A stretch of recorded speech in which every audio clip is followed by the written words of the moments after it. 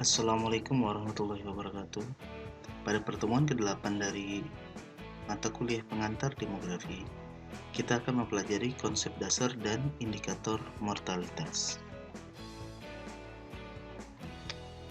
Pada materi kali ini, kita akan mempelajari mengenai konsep dasar mortalitas, yaitu konsep dan definisi dari mortalitas sendiri, kemudian bagian definisi kematian bayi. Yang kedua, kita akan mempelajari mengenai indikator-indikator mortalitas seperti angka kematian kasar, ASDR, IMR, CMR, under 5 mortality rate, dan angka kematian ibu. 1. Konsep dasar mortalitas. Mortalitas atau kematian merupakan salah satu fenomena kependudukan yang dapat mempengaruhi dinamika penduduk. Mortalitas atau kematian dapat menimpa siapa saja, baik orang yang berusia tua, berusia muda, kapan dan di mana saja. Kasus kematian, terutama dalam jumlah banyak, berkaitan dengan masalah sosial, ekonomi, adat istiadat, maupun masalah kesehatan lingkungan. Indikator kematian berguna untuk memonitor kinerja pemerintah pusat maupun lokal dalam peningkatan kesejahteraan masyarakat. Informasi mengenai kematian juga diperlukan untuk kepentingan proyeksi penduduk guna perencanaan pembangunan. Kematian dewasa umumnya disebabkan karena penyakit menular atau penyakit degeneratif, yaitu penyakit yang mengiringi proses penuaan seperti jantung, diabetes, atau stroke, atau biasa juga dikenal dengan istilah lain komorbid, kecelakaan, atau gaya hidup yang beresiko terhadap kematian. Kematian bayi dan balita umumnya disebabkan oleh penyakit sistem pernafasan bagian atas atau ISPA dan diare, yang merupakan penyakit karena infeksi kuman. Faktor gizi buruk juga menyebabkan anak-anak rentan terhadap penyakit menular, sehingga mudah terinfeksi dan menyebabkan tingginya kematian bayi dan balita di suatu daerah. Kematian dan faktor sosial ekonomi. Faktor sosial ekonomi seperti pengetahuan tentang kesehatan, gizi dan kesehatan lingkungan, kepercayaan, nilai-nilai, dan kemiskinan merupakan faktor individu dan keluarga yang mempengaruhi mortalitas dalam masyarakat. Tingginya kematian ibu merupakan cerminan dari ketidaktahuan masyarakat mengenai pentingnya perawatan ibu hamil dan pencegahan terjadinya komplikasi kehamilan. Komitmen untuk mencapai tujuan Sustainable Development Goals atau SDGs.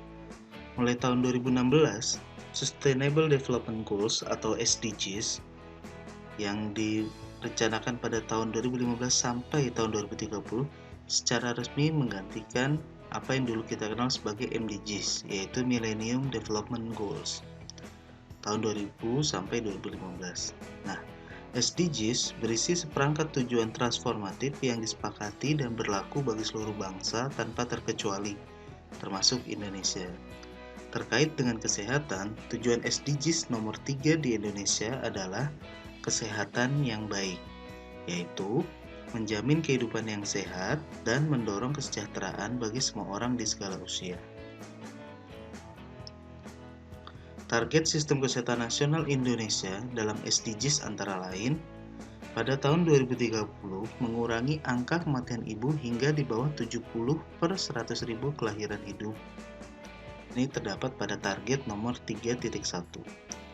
Dan pada target 3.2 pada tahun 2030 mengakhiri kematian bayi dan balita yang dapat dicegah dengan seluruh negara berusaha menurunkan angka kematian bayi atau neonatal setidaknya hingga 12 per 1000 kelahiran hidup dan angka kematian balita 25 per 1000 kelahiran hidup.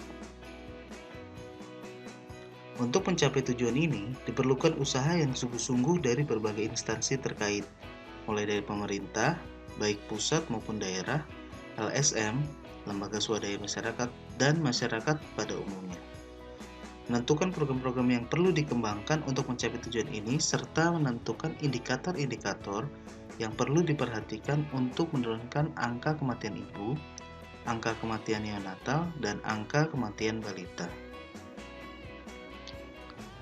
Mortalitas atau kematian merupakan salah satu dari 3 komponen demografis selain fertilitas dan migrasi yang dapat mempengaruhi jumlah dan komposisi umur penduduk.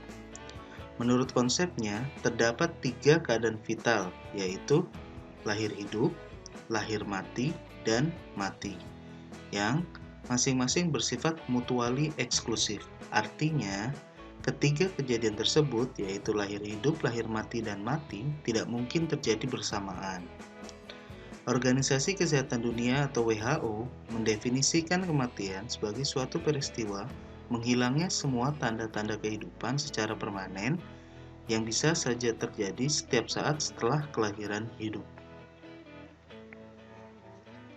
WHO juga mendefinisikan ketiga hal tersebut sebagai berikut. Lahir hidup atau live birth adalah peristiwa keluarnya hasil konsepsi dari rahim seorang ibu secara lengkap tanpa memandang lamanya kehamilan, dan setelah perpisahan itu terjadi, hasil konsepsi bernafas dan mempunyai tanda-tanda hidup seperti denyut jantung, denyut tali pusat, atau gerakan otot.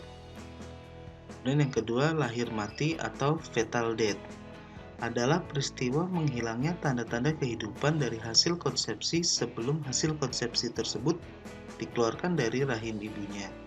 Sehingga lahir mati ini tidak termasuk sebagai pengertian hidup maupun mati. Yang termasuk lahir mati adalah stillbirth, keguguran, dan aborsi. Mati atau death adalah suatu peristiwa menghilangnya semua tanda-tanda kehidupan secara permanen yang bisa terjadi setiap saat setelah kelahiran hidup. Lahir mati atau fetal death dibedakan menjadi stillbirth atau late fetal death, yaitu kematian yang terjadi pada janin yang berusia 28 minggu atau lebih. Sedangkan aborsi, yaitu kematian janin yang terjadi pada kehamilan sebelum 28 minggu. Ada 2 macam aborsi, yaitu spontaneous dan indus. Kemudian, infant mortality dibedakan menjadi 3. Pertama, perinatal mortality adalah kematian yang terjadi pada bayi meninggal sebelum berusia 1 minggu. Secara teori, perinatal mortality terdiri dari stillbirth ditambah dengan kematian bayi yang meninggal sebelum berusia 1 minggu. Dan yang kedua, neonatal mortality adalah kematian yang terjadi pada bayi sebelum berumur 28 hari. Dan yang ketiga, post-neonatal mortality adalah kematian yang terjadi pada bayi yang berumur antara 28 hari sampai sebelum 1 tahun. Berikut adalah bagian definisi kematian bayi. Jadi kalau kita perhatikan, ini adalah tahap konsepsi, tahap berhubungan.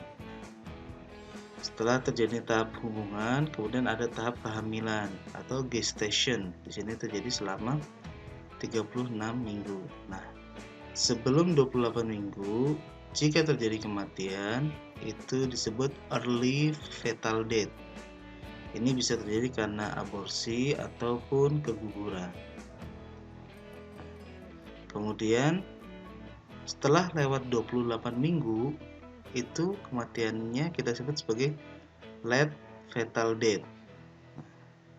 Ingat, fetal death berarti dia belum sempat lahir, berarti dia termasuk dalam kategori lahir mati. Jadi semuanya fetal death, lahir sebelum hamil gitu ya. Nah, kemudian di antara stillbirth ini ditambah, kalau sudah lahir dalam waktu 1 minggu, itu disebut yang tadi disebut perinatal. Nah, ini 1 minggu ya waktunya. Nah, kalau sudah 1 bulan, dia disebut neonatal.